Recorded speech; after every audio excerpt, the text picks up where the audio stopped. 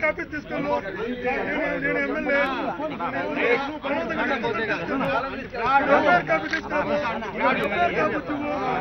FIR copy తీసుకురా మీరు ఎందుకు ఊరికి రద్దు చేస్తున్నారు ఇప్పుడు ఇది గుర్తు కోర్టు వాయిదా కాకపోతే కోర్టు కాదే కదా తీసుకెళ్ళిపోతారా నేను రీకాల్ చేసుకుంటాను మీకెందుకు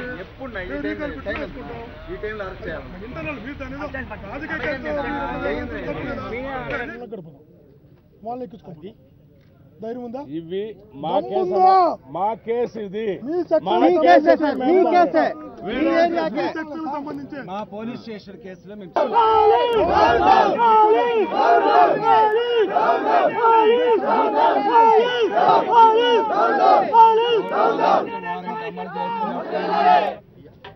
ఎందుకు అరెస్ట్ చేస్తున్నారో వాళ్ళకే తెలియదు, ఏ కేసో చెప్పలేకపోతున్నారు, ఎక్కడ ఇన్సిడెంట్ జరిగిందో వాళ్ళకి ఏమీ తెలియదు. ఏదో కాగితం తీసుకొచ్చి నువ్వురా నేను అరెస్ట్ చేస్తున్నావు అంటున్నారు. నేను అడుగుతున్నా, నన్ను అరెస్ట్ చేస్తున్న కారణం చెప్పండి, ఏం తప్పు చేశానంటే ఆ కారణం వాళ్ళ దగ్గర లేదు, చెప్పే పరిస్థితులు అంతకన్నా లేరు. అధికారం ఉంది కదా, అధికార పార్టీ నాయకులు చెప్తున్నారు. నేనేమో ఒక నిరుపేదకి అన్యాయం జరిగిందని ఆర్డీఓ కార్యాలయం దగ్గర వంట వార్పు కార్యక్రమంలో నిరసన చెప్తున్నావు. ఈ నుంచి నన్ను లిఫ్ట్ చేయాలి. నువ్వు ఎప్పుడో కోర్టుకు హాజరు కాలేదు, నువ్వు కోర్టుకు హాజరు కాలేదు కాబట్టి నేను తీసుకెళ్తా ఉంటాను. ఆ కోర్టు ఏందో, హాజరు కావడం ఏందో, ఆ కేసు ఏందో నాకు ఇంతవరకు తెలియదు. ఇప్పుడు నాకు ఆ కేసు గురించి నాకు సమాచారం కూడా పూర్తిగా లేదు. నాకు తెలిసినంత వరకు నేను అరెస్ట్ చేస్తామంటున్నారు. దేవుడు గమనిస్తున్నారు, ప్రజలు గమనిస్తున్నారు, అన్నీ చూస్తున్నారు. ఈ అరెస్ట్లకు భయపడతామని వీళ్ళు అనుకుంటున్నారు. వాళ్ళు ఇష్టం వచ్చినట్టు చేసుకొని అరెస్టే చేస్తారా, లాఠీలతోనే కొడతారా, అధికారం ఉందని ఏమైనా చేస్తారా, దేన్నైనా ఎదుర్కోవడానికి సిద్ధపడే ఉన్నాం. జగన్మోహన్ గారు మాకు ఆ స్ఫూర్తినిచ్చాడు, జగన్మోహన్ గారు మాకు ఆ ధైర్యాన్ని ఇచ్చాడు, జగన్మోహన్ గారు రాజశేఖర్ గారు మాకు ఆ పోరాటాన్ని నేర్పారు. పోరాటాలు సిద్ధపడ్డాం. పోలీసులు కూడా ఒక న్యాయం ఒక నిజంగా నాకు ఏదైనా కోర్టుకు వాయిదా కట్టండి కాలేదని నాకుంటే నేను రేపు రీకాల్ చేసుకుంటా. నాకు ఏ కేసు చెప్తే నేను రేపు రీకాల్ చేసుకుంటా. వాయిదా రీకాల్ చేసుకుంటే సాల్వ్ అయిపోయింది. బెయిల్ పిటిషన్ కూడా అవసరం లేదు. ఒక లెటర్ పెట్టి ఏం కేసు కనుక్కొని పెడితే సరిపోతుంది. దానికి 3 డిఎస్పీలు, 10 మంది సిఐలు, 100 మంది పోలీసులు, ఈ హంగామా ఏందో, అసలు కారణం ఏందో, ఒక నిజంగా వాయిదా కట్టండి కాలేదు అంటున్నారు. ఎప్పుడు, ఏ సంవత్సరం అండి? 2000 పోలీస్ ఆఫీసర్ 2014లో కేసు అంట. 2014 కేసు ఏందో వాళ్ళకి తెలియదు. 2014లో కేసు ఇంతవరకు ఎప్పుడు వాయిదా పోలా నేను. ఇప్పుడు పోలేదంటున్నారు. పోకపోతే నేను పోతా, మేజిస్ట్రేట్ గారి దగ్గర పోయి లెటర్ పెట్టుకుని రీకాల్ పెట్టుకుంటా, కేసు ఉందో తెలుసుకుంటా, జరిగిపోతుంది. అదేదో తీసుకొచ్చేసి రీకాల్ చేసుకునే పిటిషన్ తీసుకొచ్చేసి ఏదో యుద్ధ వాతావరణం కల్పించేలాగా పోలీసు బందోబస్తులతో 10ల సంఖ్యలో పోలీసు వాహనాలతో బీభత్సం సృష్టించడం అన్నది ఇది నిజంగా ఈ ప్రభుత్వం యొక్క దిగజారుడుతనానికి, ఈ ప్రభుత్వం యొక్క వైఫల్యానికి నిదర్శనం.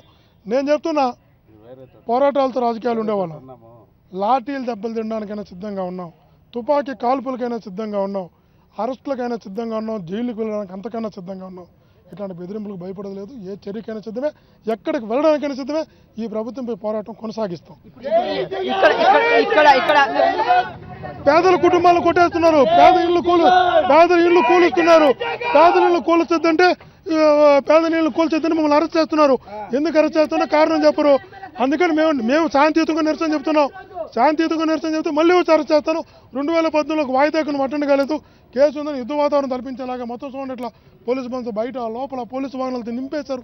ఏమనేది ఒక వాయిదా అటెండ్ కానంత మాత్రాన ఏ కేసు వాళ్ళకు కూడా తెలియదు. అటెండ్ కాదు, ఇంతమంది బందోబస్తు వస్తారా? రేపు అని రీకాల్ చేసుకుంటా. రీకాల్ చేసుకునే దానికోసము సరే నన్నైతే అరెస్ట్ చేస్తారు, నన్నైతే ఇబ్బంది పెడతారు, నన్నైతే హింసిస్తారు, నన్నైతే ఏమైనా చేస్తారు. సిద్ధం ప్రజలు చేయగలుగుతారా?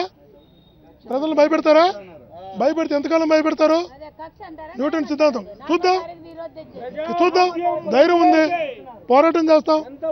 కానీ అధికారులు ఒకటి గుర్తించాలి, పోలీసు అధికారులు. ఈరోజు ప్రభుత్వం చెప్పినట్టు తానా అంటే తందానా అంటే ఇదేలాగా రాజశేఖర్ గారు ముఖ్యమంత్రి ఉన్నప్పుడు కేబినెట్ మంత్రి హోదాలో తోడాచారంగా ఉన్న ఏ ఒక్క వ్యక్తి మీద మేము తప్పుడు కేసులు పెట్టించాల. ఏ వ్యక్తిని అరెస్ట్ చేయమని మేము ఎప్పుడు చెప్పలా. ఎప్పుడో తెలుగుదేశం పార్టీ వాళ్ళకి అన్యాయం జరిగినా మేము చెప్పేవాళ్ళం అన్యాయం జరిగింది అది సరిదిద్దేనే వాళ్ళం. ఈవెన్ ఆఫీసర్లు అందరూ ఆ రోజు సాక్షి. ఈరోజు నన్ను అరెస్ట్ చేయడానికి వచ్చిన ఆఫీసులు ఆ రోజు సీఏలుగా ఉన్నారు, ఎస్ఐలుగా ఉన్నారు, డిఎస్పీలు అయ్యి ఉండొచ్చు. వాళ్ళే సాక్ష్యం. మేము ఏ రోజు అధికారాన్ని అడ్డంగా వాడుకొని ఆపోజిషన్ పార్టీని తొక్కేయడానికి ప్రయత్నం చేయాలి. ఈరోజు వాళ్ళు చెప్పినంత మాత్రం పాత వీళ్ళు మర్చిపోకూడదు. పాత రోజులు మేము ఎలా పరిపాలన చేసామో మర్చిపోకూడదు. ఇది ఎక్కువ రోజులు ఉండే ప్రభుత్వం కాదు. ముసలోడు అయిపోయినాడు చంద్రబాబు ముసలోడు అయిపోయినాడు. నెక్స్ట్ 30 సంవత్సరాలు పరిపాలించబోయే జగన్మోహన్ రెడ్డి గారే ఆ తర్వాత ఈ అధికారంలో పనిచేయాలి. ఇదే పాలన మేము చేస్తే ఎలా ఉంటుంది? మేము ఆ రోజు కూడా చేయం. ఇవన్నీ భగవంతుడికి వదిలిపెడతాం, ప్రజలకు వదిలిపెడతాం, పద్ధతిగా పోతాం. ఈరోజు అధర్మంగా పోతే, అన్యాయంగా పోతే, అనైతికంగా పోతే, ఈరోజు ఏదో ఒక రీకాల్ చేసుకునే పిటిషన్ కోసం ఈరోజు నేను లాఠీ చార్జ్ చెప్పి కూడా తీసుకెళ్ళచ్చు. మీరు చూస్తుంటారు కదా, నేను రాకపోతే లాఠీలతో కొడతారు. ఎమ్మెల్యేకి ఏమలేదు ఈ ప్రభుత్వంలో. బీహారు ఈ ప్రభుత్వానికైనా బీహార్ మేలైన పరిస్థితికి వచ్చింది. మేము సిద్ధంగా ఉన్నాం, లాఠీలతో కొట్టినా సిద్ధంగా ఉన్నాం, అరెస్ట్ చేయడం సిద్ధంగా ఉన్నాం. మీరే చూడబోతున్నారు ఎంత దౌర్జన్యంగా వాళ్ళు మమ్మల్ని తీసుకుపోతారు, ఎంత బలవంతంగా తీసుకుపోతారు. మీరే చూడండి కొన్ని నిమిషాలు.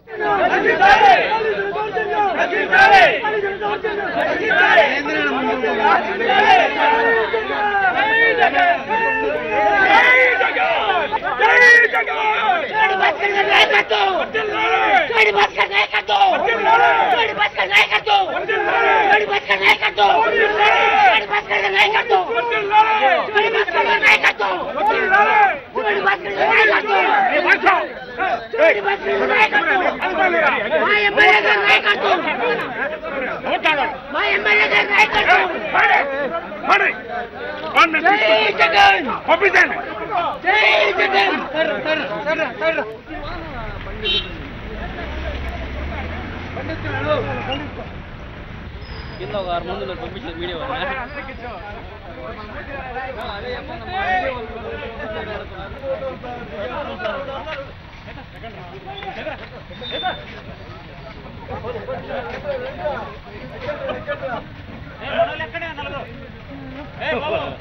దిగాడు సార్